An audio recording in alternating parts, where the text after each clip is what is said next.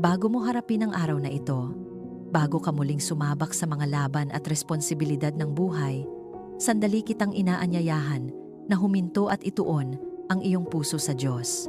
Dahil kung naririnig mo ang panalitang ito ngayon, hindi ito aksidente. May dahilan kung bakit ka dinala ng Diyos sa sandaling ito ng panalangin. Maaaring may takot kang dala ngayong umaga. Maaaring may problema kang tila napakalaki para kayanin mo. Maaaring may sakit sa iyong katawan o pagod sa iyong isip at damdamin.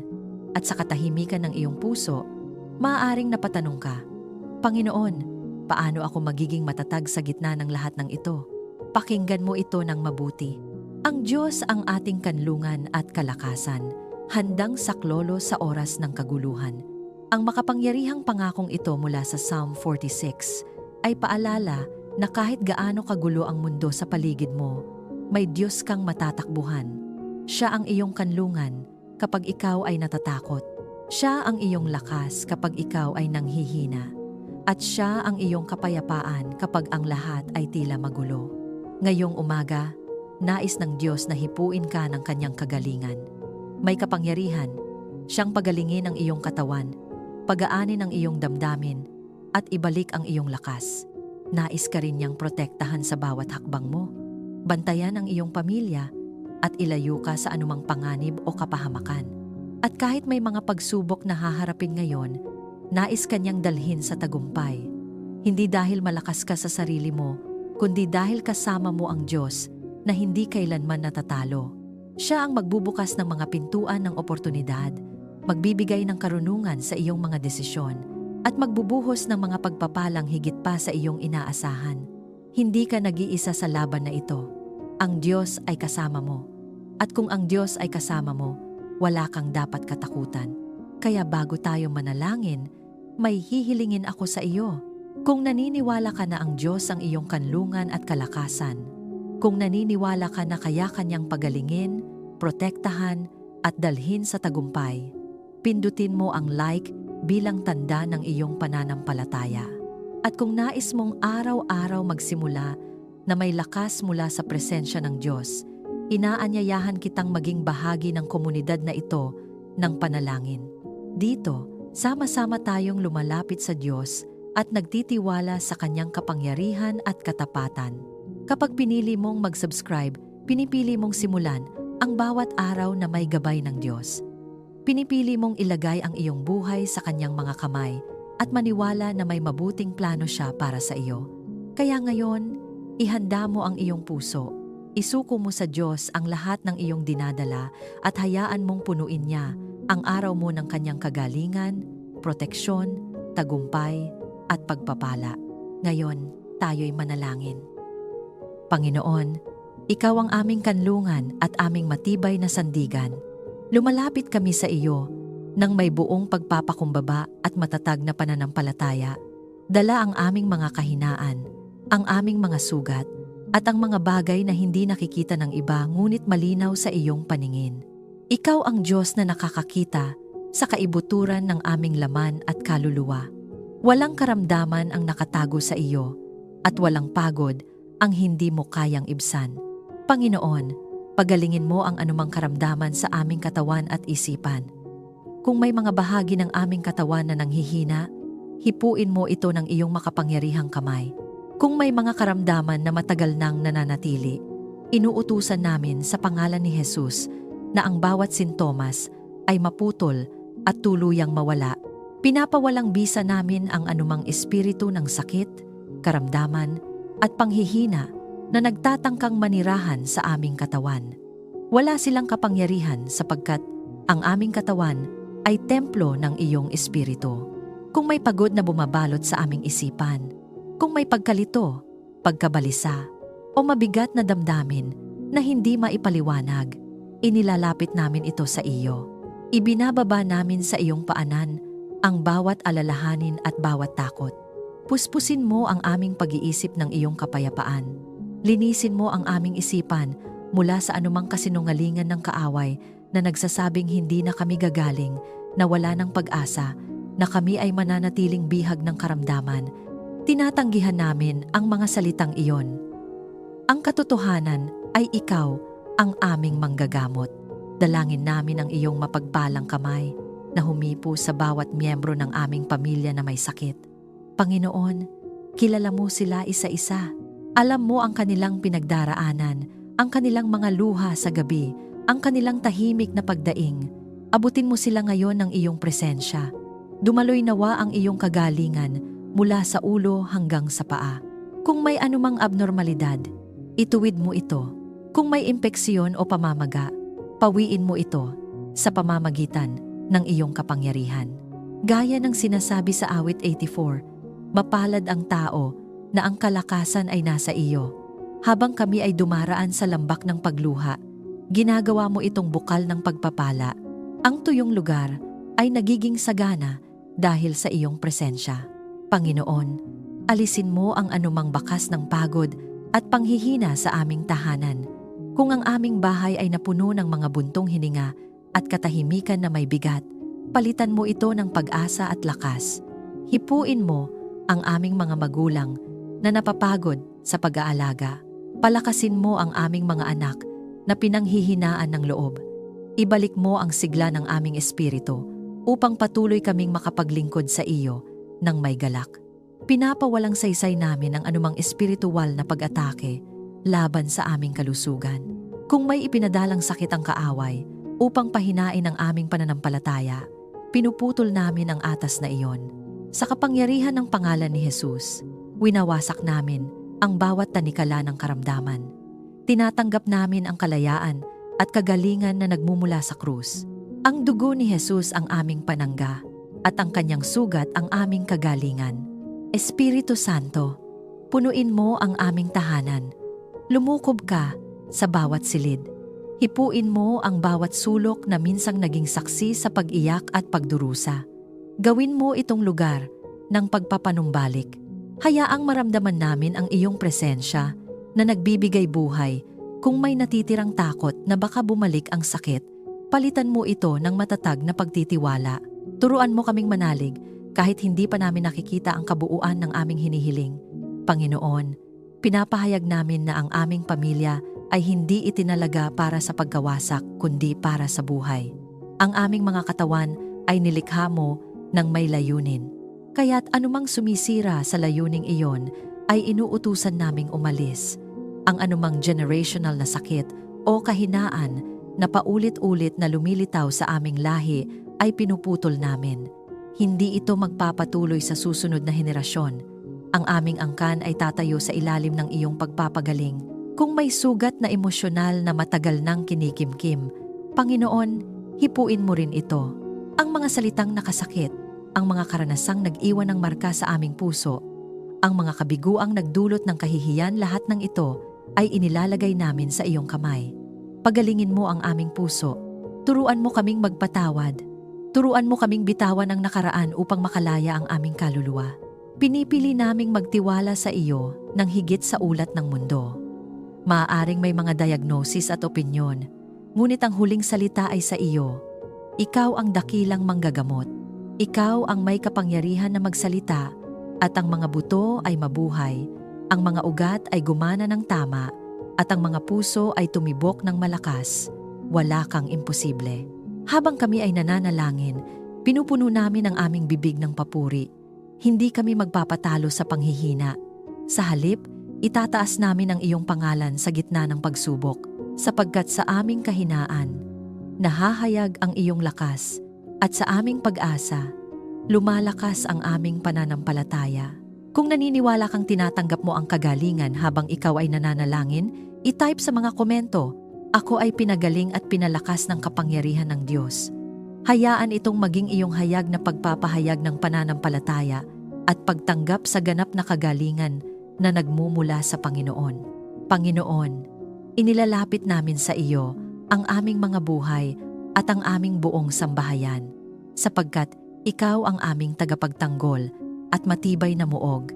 Sa iyo kami kumakanlong, hindi dahil kami ay malakas, kundi dahil ikaw ang makapangyarihan.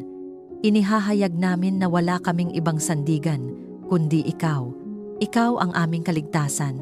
Sa bawat anyo ng panganib, nakikita man o hindi, nauunawaan man namin o lihim na gumagalaw sa espiritual na dako. Iligtas mo kami sa lahat ng panganib sa loob at labas ng aming tahanan. Kung may banta na naglalakad sa dilim, kung may kapahamakan na hindi namin namamalayan, nauuna ka, na upang kami ay ipagsanggalang. Ipinapahayag namin na walang sandatang hinubog laban sa amin ang magtatagumpay. Ang aming buhay ay nakatago sa iyo at ang iyong presensya ang aming kalasag. Hindi kami lalakad sa takot sapagkat ikaw ang aming kasama sa bawat hakbang. Maging kuta ka namin laban sa anumang masamang balak o sakuna na nagtatangkang pumasok sa aming buhay. Kung may mga planong hindi mula sa iyo, kung may mga intensyon ng kaaway na magdala ng gulo, aksidente o pagkawasak, pinapawalang bisa namin ang mga ito sa pangalan ni Jesus.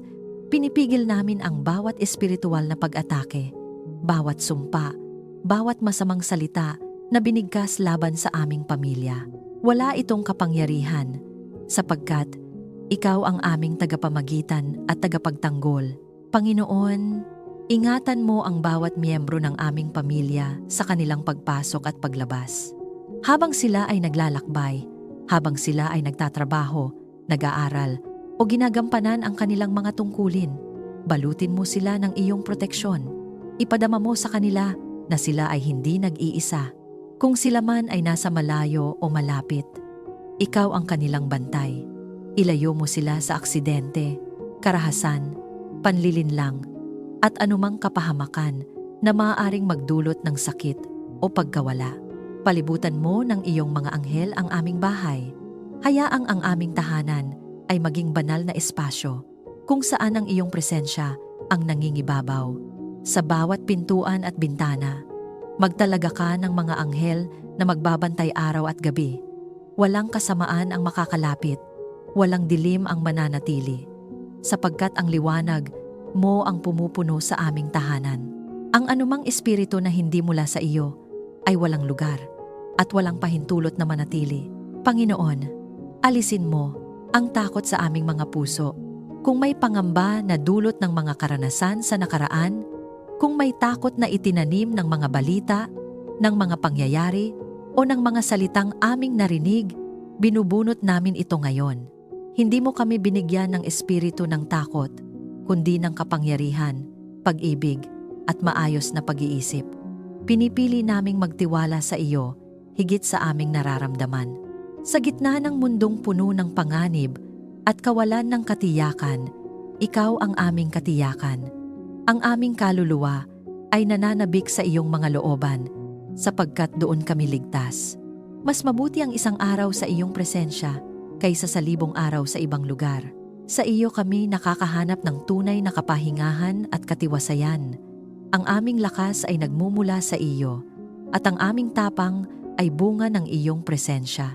Pinapahayag namin ang espiritual na pakikidigma laban sa anumang demonyong nagtatangkang maghasik ng takot, kaguluhan o pagkakawatak-watak. Sa kapangyarihan ng pangalan ni Jesus, inuutusan namin ang bawat espiritu ng karahasan, aksidente, at kamatayan na lumayo sa aming pamilya. Ang aming sambahayan ay sakop ng dugo ni Jesus. Ang aming isipan ay binabantayan ng katotohanan ng iyong salita. Espiritu Santo, punuin mo ang aming tahanan ng iyong presensya. Ikaw ang aming tagapagpaalala na ikaw ang may kontrol. Kapag may banta, ikaw ang nagbababala. Kapag may panganib, ikaw ang nagliligtas. Turuan mo kaming maging sensitibo sa iyong tinig upang kami ay makaiwas sa anumang hindi mula sa iyo. Gabayan mo ang aming mga desisyon upang kami ay laging nasa iyong kalooban. Panginoon, inilalagay namin sa iyong kamay ang aming mga anak. Protektahan mo sila mula sa masasamang impluwensya, sa maling samahan, at sa mga ideolohiyang sumisira sa kanilang pananampalataya. Ingatan mo ang kanilang isipan at puso. Hayaang ang iyong liwanag ang gumabay sa kanilang mga hakbang. Ilayo mo sila sa anumang anyo ng pang-aabuso, panlilinlang, at tukso ng kaaway. Pinoprotektahan mo rin ang aming mga relasyon. Kung may puwersang nais maghasik ng hindi pagkakaunawaan at galit, pinipigilan namin ito. Ang aming pamilya ay tatayo sa pagkakaisa. Ang aming mga salita ay magiging mapagpala at hindi mapanira. Ang aming tahanan ay magiging lugar ng pag-ibig at hindi ng takot. Panginoon, pinapahayag namin na Ikaw ang aming matibay na depensa. Kahit umalingaw-ngaw ang mga balita ng panganib sa paligid, mananatili kaming kalmado sapagkat Ikaw ang aming Diyos. Hindi kami magpapadala sa pangamba. Sa halip, itataas namin ang aming mga mata sa iyo, ang may likha ng langit at lupa, ang aming tagapagtanggol na hindi natutulog ni umiidlip. Kung naniniwala kang ikaw ay nababalutan ng proteksyon ng Diyos habang ikaw ay nananalangin, i-type sa mga komento. Ako ay ligtas sa ilalim ng proteksyon ng Diyos. Hayaan itong maging iyong hayag na pagpapahayag ng pananampalataya at pagtitiwala sa kapangyarihan ng Diyos na nagbabantay sa iyo at sa iyong pamilya. Panginoon, sa gitna ng mga pangyayaring hindi namin kayang kontrolin, pinipili naming tumigil at magtiwala sa iyo. Ikaw ang Diyos ng kapayapaan, at ang kapayapaang nagmumula sa iyo ay hindi kayang ibigay ng mundo at hindi rin kayang agawin ng kaaway. Sa iyo kami humihinga ng malalim at nagpapahinga ang aming mga kaluluwa. Turuan mo kaming tumahimik at magtiwala sa iyong kapangyarihan. Kung ang aming isipan ay puno ng tanong, kung ang aming damdamin ay magulo, hinahayaan naming ang iyong tinig ang manaig kaysa sa aming sariling mga iniisip. Ibinababa namin ang aming pangangailangang maunawaan ng lahat. Hindi namin kailangang makita ang buong larawan, sapagkat sapat nang alam naming ikaw ang may hawak ng aming kinabukasan. Sa katahimikan, doon mo kami kinakausap. Sa pananahimik, doon mo pinapalakas ang aming loob. Hayaan mong ang iyong kapayapaan ang maghari sa bawat silid ng aming tahanan. Kung may mga lugar na puno ng tensyon, galit, o bigat ng damdamin, linisin mo ito ng iyong presensya. Hayaang ang aming tahanan ay mapuno ng kapahingahan, hindi ng alitan, ng pag-ibig, hindi ng sigawan, ng pag-unawa, hindi ng paghusga. Ang bawat dingding ay sumaksinawa sa iyong kabutihan, at ang bawat silid ay maging daluyan ng iyong katahimikan. Alisin mo ang pag-aalala sa aming isipan. Kung ang aming mga isip ay paulit-ulit na bumabalik sa mga bagay na maaaring mangyari, sa mga pagkukulang, sa mga pangambang wala pang kasagutan, hinahawakan mo kami at sinasabi mong magtiwala. Pinipili naming ilagak sa iyo ang aming mga alalahanin, sapagkat ikaw ang nag-aanyaya sa amin na magpahinga. Ang aming kapayapaan ay hindi nakabatay sa kalagayan, kundi sa iyong katapatan. Palitan mo ang aming pag-aalala ng katiyakan na ikaw ang may kontrol. Kapag tila nawawala ang direksyon, ikaw ang aming gabay. Kapag tila mabigat ang desisyon, ikaw ang nagbibigay linaw. Kapag ang aming puso ay nanghihina, ikaw ang nagbibigay lakas. Hindi kami aasa sa aming sariling kakayahan, kundi sa iyong karunungan at kapangyarihan na hindi nagkukulang. Hilumin mo ang anumang hindi pagkakaunawaan sa aming pamilya. Kung may mga sugat na dulot ng mga salitang hindi napigilan, kung may tampo na matagal nang kinikimkim, hinahaplos mo ang aming mga puso. Turuan mo kaming makinig bago magsalita, umunawa bago humusga, at magmahal kahit mahirap. Bigyan mo kami ng pusong mapagpatawad, hindi lamang sa salita, kundi sa kaibuturan ng aming pagkatao. Tulad ng pagpapatawad mo sa amin, ganoon din kami magpapatawad. Pinapawalang bisa namin ang anumang espiritu ng kaguluhan at pagkakawatak-watak na nagtatangkang manirahan sa aming tahanan. Sa pangalan ni Jesus, inuutusan namin ang bawat espiritu ng alitan, galit, at pagkabahala na umalis. Ang aming sambahayan ay itinalaga para sa kapayapaan. Ang aming mga ugnayan ay babalutin ng pag-ibig. Ang aming mga salita ay magiging daluyan ng buhay at hindi ng sugat. Panginoon, ang iyong presensya ang dumaloy sa aming buhay. Patuloy, sariwa, at nagbibigay buhay. Kapag kami ay nauuhaw sa katahimikan, ikaw ang aming bukal. Kapag kami ay napapagod, ikaw ang aming pahingahan.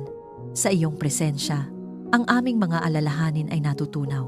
Sa iyong presensya, ang aming mga tanong ay napapawi. Hindi man agad magbago ang sitwasyon, nagbabago ang aming loob. At sa pagbabagong iyon, natatagpuan namin ang kapayapaan na lampas sa anumang paliwanag. Ito ang kapayapaang nagbabantay sa aming puso at isipan upang hindi kami matangay ng takot o pangamba. Espiritu Santo, puspusin mo kami. Kapag ang mundo ay humihila sa amin palayo sa katahimikan, ibalik mo kami sa iyong presensya. Turuan mo kaming mamuhay mula sa kapayapaan at hindi mula sa pagmamadali. Turuan mo kaming manalangin bago kumilos at magpahinga bago sumuko. Ang aming buhay ay hindi minamadali. Ito ay ginagabayan mo ng may pag-ibig. Panginoon, itinatatag namin ang aming pamilya sa kapayapaang nagmumula sa iyo. Ang aming mga anak ay lalaki sa isang tahanang may kapanatagan. Ang aming mga magulang ay mamumuhay na may katahimikan ng loob. Ang aming mga relasyon ay magiging patunay na ikaw ang Diyos ng kapayapaan.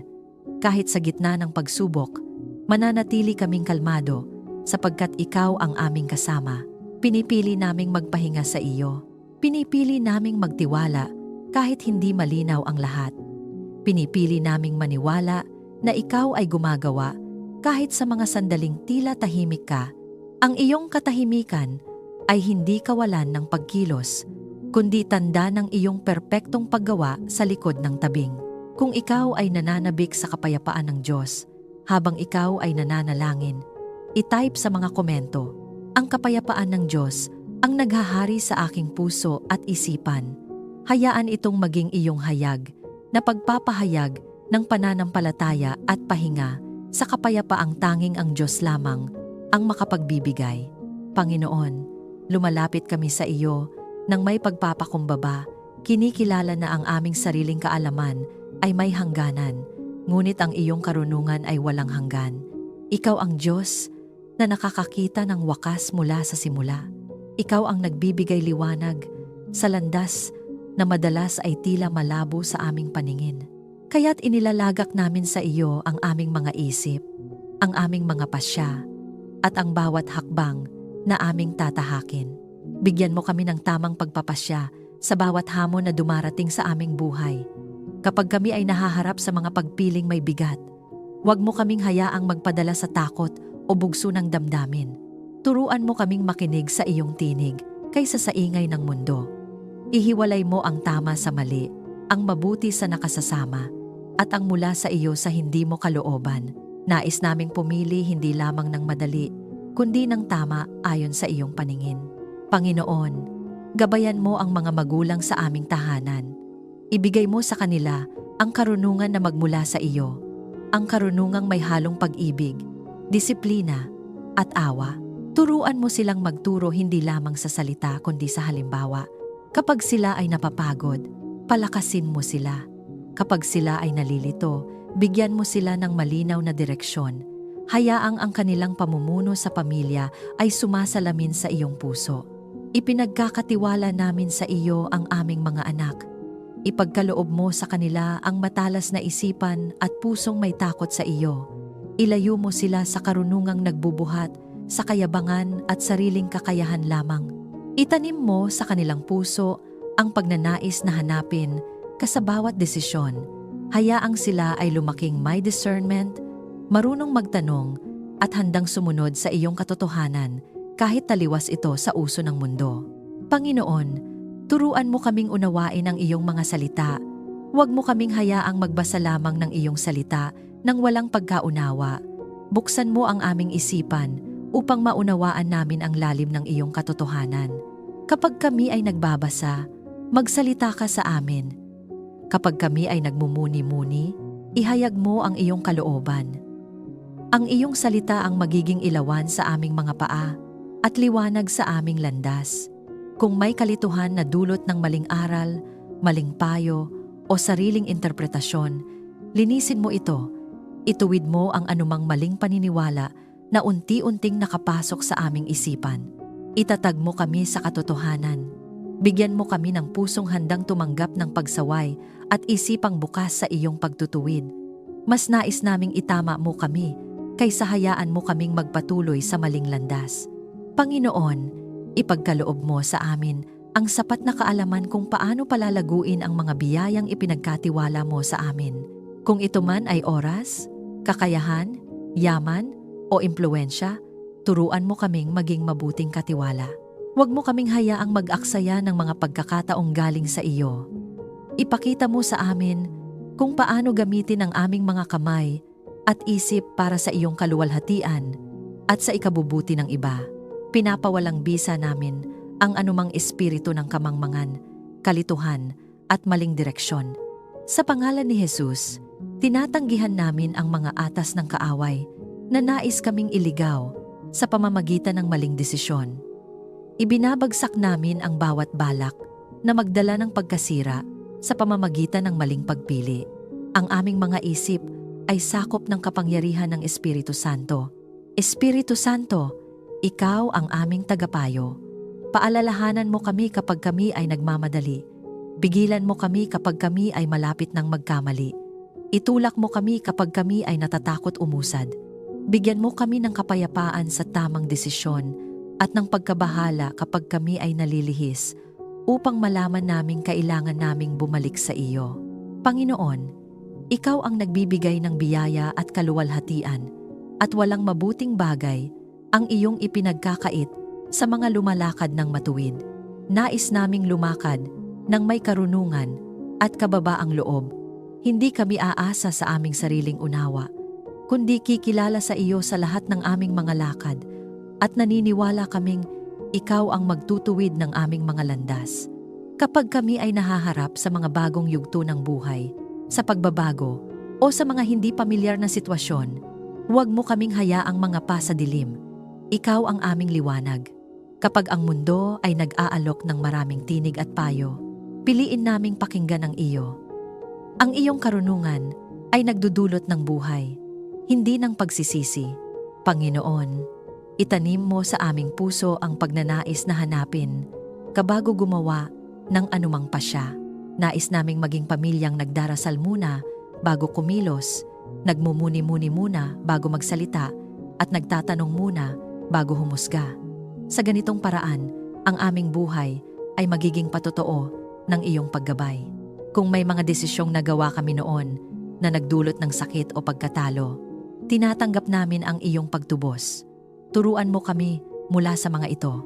Huwag mo kaming hayaang manatili sa pagsisisi, kundi itaas mo kami sa pamamagitan ng iyong karunungan. Ang aming nakaraan ay hindi hadlang sa iyong plano. Ito ay kasangkapan mo upang kami ay lumago. Kung ikaw ay nananabik sa karunungan ng Diyos sa iyong mga desisyon, habang ikaw ay nananalangin, i-type sa mga komento, ang aking mga pasya ay naaayon sa kalooban ng Diyos. Hayaan itong maging iyong hayag na pagpapahayag ng pananampalataya at pagtanggap sa banal na karunungang gumagabay sa bawat hakbang ng iyong buhay. Panginoon, ikaw ang pinagmumulan ng lahat ng mabubuting bagay, ang aming buhay, ang aming lakas, at ang aming mga tinatanggap ay hindi bunga ng aming sariling kakayahan lamang, kundi bunga ng iyong kagandahang loob. Kaya't buong kababaang loob naming hinihiling na ipagpatuloy mo ang pagbuhos ng iyong pagpapala sa aming pamilya. Buksan mo ang mga bintana ng langit para sa masaganang biyaya. Hindi lamang biyayang material ang aming hinihiling, kundi biyayang may kasamang kapayapaan, kagalakan at katuwiran. Kung may mga lugar sa aming buhay na tila tuyot at walang bunga, hipuin mo iyon at pasaganahin. Kung may mga pangarap na tila natutulog, gisingin mo ang mga ito ayon sa iyong panahon. Ang iyong pagpapala ay hindi mababaw. Ito ay malalim, tumatagal, at nagdudulot ng pagbabago. Panginoon, huwag mo kaming hayaang mawalan ng pagkain sa aming hapag at sapat na panustos sa aming pangangailangan. Ikaw ang aming tagapagtustos at kailanman ay hindi ka nagkulang. Kahit sa mga panahong tila kapos, pinatunayan mo ang iyong katapatan.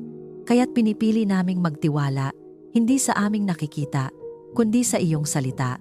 Ituro mo sa amin ang pagiging kontento at mapagpasalamat, sapagkat sa pusong marunong magpasalamat, doon dumadaloy ang mas marami pang biyaya.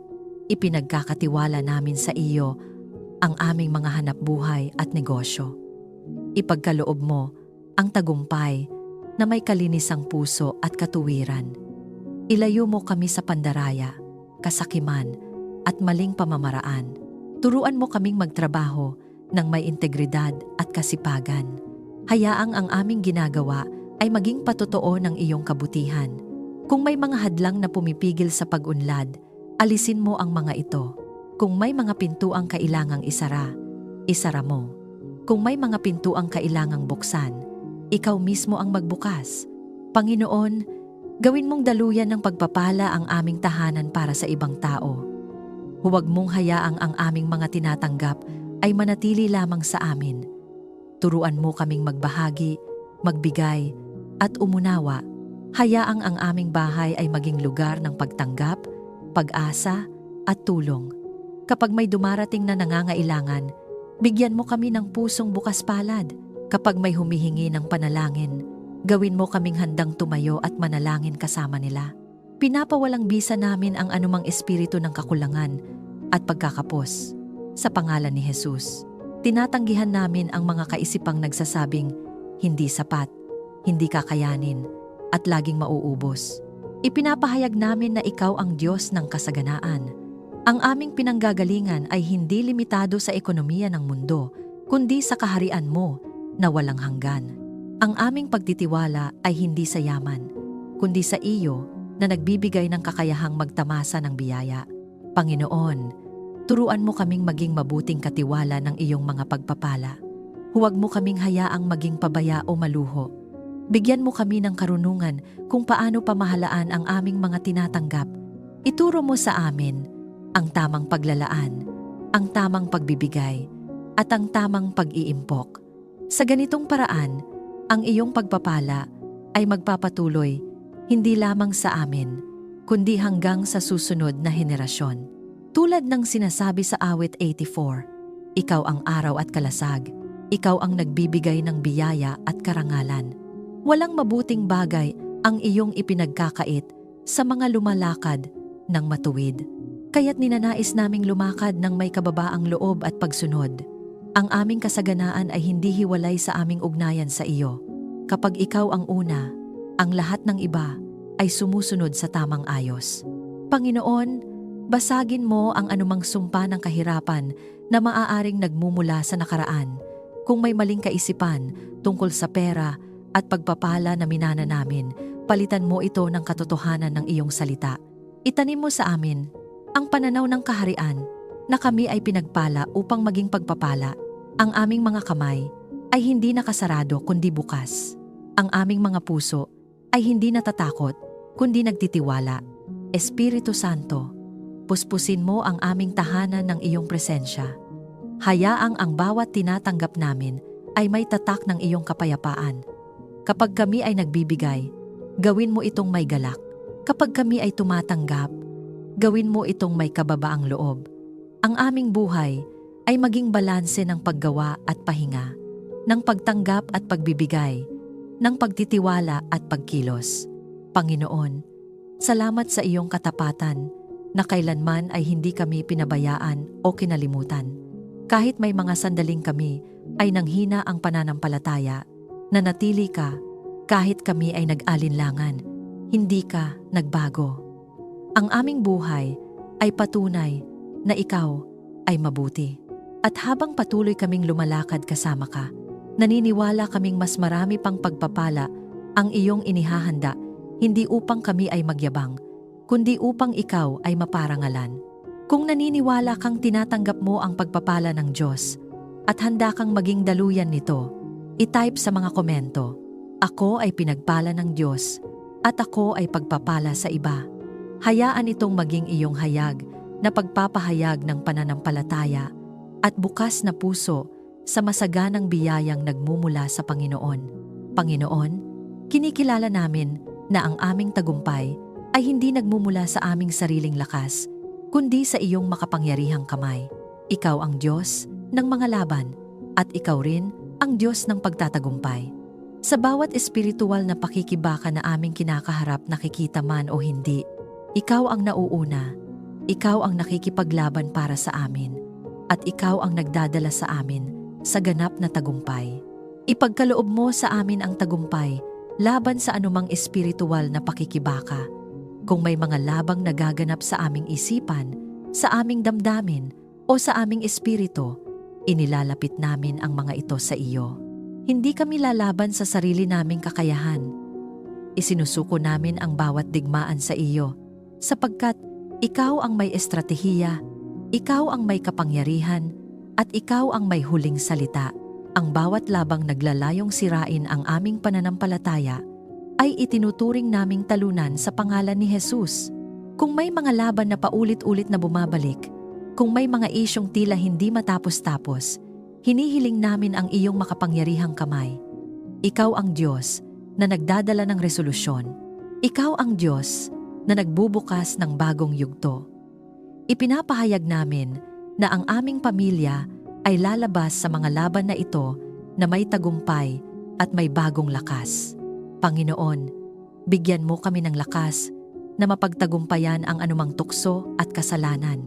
Alam namin na ang kaaway ay tuso at mapanlinlang, ngunit higit na dakila ang iyong biyaya. Kapag kami ay nanghihina, ikaw ang aming lakas. Kapag kami ay natutukso, ikaw ang aming daan ng pagtakas. Hindi kami alipin ng kasalanan. Kami ay pinalaya na. Pinipili naming mamuhay ayon sa aming bagong pagkakakilanlan sa iyo. Pinapawalang bisa namin ang anumang atas ng kaaway na naglalayong pabagsakin ang aming pamilya. Sa kapangyarihan ng pangalan ni Jesus, winawasak namin ang bawat espiritu ng pagkatalo, panghihina at pagsuko. Tinatanggihan namin ang mga kasinungalingang nagsasabing hindi na kami makakabangon, na laging talo o laging huli. Ang katotohanan ay ito, kami ay tinawag upang magtagumpay sa iyo. Panginoon, itaas mo ang aming kalagayan ayon sa iyong kalooban, hindi para sa aming sariling karangalan, kundi upang ang iyong kaluwalhatian ang makita. Kung kami ay nasa mababang lugar, itaas mo kami. Kung kami ay nasa gitna ng laban, patatagin mo kami. Kung kami ay nasa dulo ng aming lakas, ipakita mo na doon nagsisimula ang iyong kapangyarihan. Ang aming mga tagumpay ay magiging patotoo na ikaw ang Diyos na buhay at kumikilos. Turuan mo kaming lumaban ng may tamang espiritu. Hindi kami lalaban sa galit, kundi sa pananampalataya. Hindi kami lalaban sa paghihiganti, kundi sa pag-ibig. Hindi kami lalaban sa takot, kundi sa tapang na nagmumula sa iyo. Ang aming mga sandata ay hindi makamundo, kundi makapangyarihan sa iyo upang gibain ang mga kuta ng kaaway. Ang aming panalangin ay sandata, ang aming papuri ay sandata, at ang iyong salita ang aming tabak. Espiritu Santo, puspusin mo kami ng lakas at tapang. Kapag kami ay nadadapa, itayo mo kami. Kapag kami ay nasusugatan sa laban, pagalingin mo kami. Kapag kami ay napapagod, pahingahin mo kami sa iyong presensya. Huwag mo kaming hayaang manatili sa lupa. Ituro mo sa amin kung paano muling tumayo at magpatuloy. Ang aming paglalakbay ay hindi nagtatapos sa pagkatalo, kundi sa tagumpay. Panginoon, tulad ng ipinahahayag ng iyong salita, kami ay higit pa sa mapagtagumpay sa pamamagitan mo. Hindi lamang kami nananalo, kami ay nananalo ng may layunin at bunga. Ang aming mga laban ay hindi nasasayang, sapagkat bawat isa ay humuhubog sa aming pananampalataya. Ang aming mga pagsubok ay nagiging hakbang tungo sa mas malalim na pagkakilala sa iyo. Kung may mga tagumpay na aming natamo sa nakaraan, ibinabalik namin sa iyo ang papuri. Kung may mga laban pang nasa harapan, hinaharap namin ang mga ito nang may tapang, sapagkat alam namin na ikaw ang Diyos na hindi nagbabago, ang parehong Diyos na nagligtas, nagpagaling, at nagtaguyod noon ay siya ring Diyos na kumikilos ngayon. Wala kaming dapat ikatakot. Panginoon, itinatatag namin ang aming pamilya bilang hukbong espiritual na nakatayo sa iyong katotohanan. Ang aming tahanan ay hindi lugar ng pagkatalo, kundi ng tagumpay. Ang aming mga anak ay hindi lalaki sa takot, kundi sa tapang. Ang aming mga magulang ay hindi mamumuhay sa panghihina, kundi sa lakas. Ang aming sambahayan ay magiging patotoo na ang Diyos ay nagdadala ng ganap na tagumpay sa mga nagtitiwala sa Kanya. Sa bawat hakbang na aming tatahakin, ang iyong gabay, kagalakan, kalakasan, at sapat na biyaya ay aming tinatanggap at itinatanim sa aming mga puso. Ang lahat ng ito ay aming ipinagkakatiwala at pinagtitibay sa dakilang pangalan ni Jesus. Amen. Maraming salamat sa muli mong pagsama sa ating sandali ng panalangin. Habang sabay tayong lumalapit sa Diyos, naway tumimo sa iyong puso ang katotohanang ipinapahayag sa awit. 46 Ang Diyos ang ating kanlungan at kalakasan, handang saklolo sa oras ng kaguluhan. Kung may bumabagabag sa iyong isipan o may pasasalamat kang nais ibahagi, inaanyayahan kitang isulat ito sa mga komento. Sama-sama tayong maninindigan sa panalangin, magdadamayan at magpapaalalahanan na ang Diyos ay kumikilos sa gitna ng ating kalagayan. Walang panalangin hindi niya naririnig. Maaari mong i-like, i-share ang panalangin ito at mag-subscribe upang mas marami pa ang maabot ng mensahe ng pag-asa at katotohanan ng salita ng Diyos. Sa simpleng paraan na ito, nagiging daluyan ka rin ng lakas at inspirasyon sa iba. Dalangin ko ang patuloy na pag-iingat at pagpapala ng Diyos sa iyo at sa iyong pamilya. Naway maranasan mo ang kapayapaan na hindi natitinag at ang lakas na nagmumula sa Kanya lamang. Ingatan ka nawa ng Panginoon, patatagin ang iyong puso at puspusin ang iyong tahanan ng Kanyang presensya. Hanggang sa muli nating sandali ng panalangin, pagpalain ka ng Diyos